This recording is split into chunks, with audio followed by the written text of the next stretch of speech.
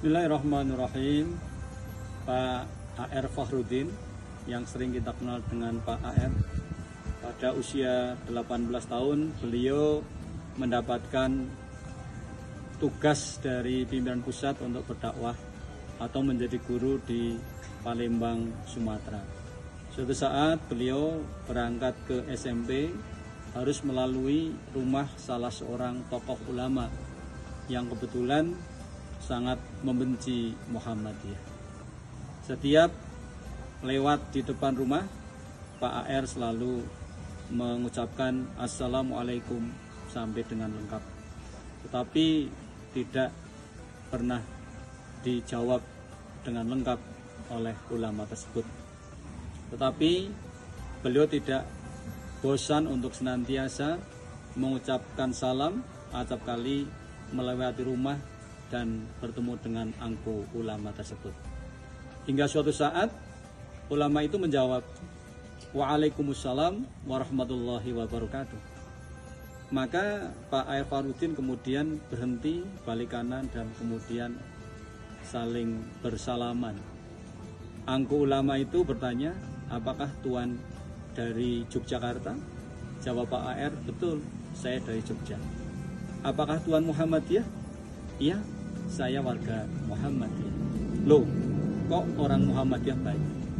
Tampaknya Pak angku ulama itu punya pemahaman jika Muhammadiyah itu tidak baik. Maka setelah berbasa-basi cukup lama, angku ulama kemudian mengajak Pak A.R. untuk bersama-sama menghadiri pengajian malam Jumat. Betul, hingga sampai waktunya Pak A.R. datang ke sebuah majelis atau pengajian kelompok malam Jumat. Ternyata di situ Pak A.R. diminta untuk memimpin. Tidak ada lain kecuali yasinan dan tahlilan. Inilah Pak A.R., orang yang cerdas dan berwawasan luas, tidak kemudian menjadi panik, tetapi dengan bismillah bersedia untuk menjadi pemimpin. Lalu Pak A.R. bertanya pada para jamaah, bagaimana yasinan selama ini? Mereka mengatakan, ya kita baca, kemudian diteruskan tahlilan dan seterusnya. Sementara Pak A.R. Fakhrudin itu tidak terbiasa yasinan dan tahlilan. Maka kemudian bagaimana kalau malam ini kita yasinan dengan gaya baru? Bagaimana itu? Kata para jamaah. Saya membaca, saya terjemahkan, kemudian nanti saya tafsirkan. Ternyata mereka setuju dan menikmati yasinan gaya baru yang dilakukan oleh Pak A.R.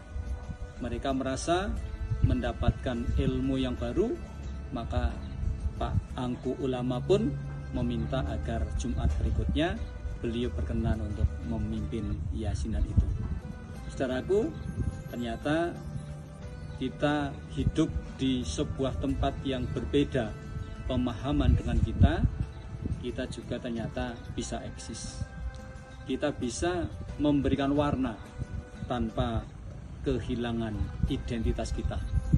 Sisi yang lain, banyak cara sesungguhnya untuk mengajak orang-orang yang belum paham terhadap gerakan kita.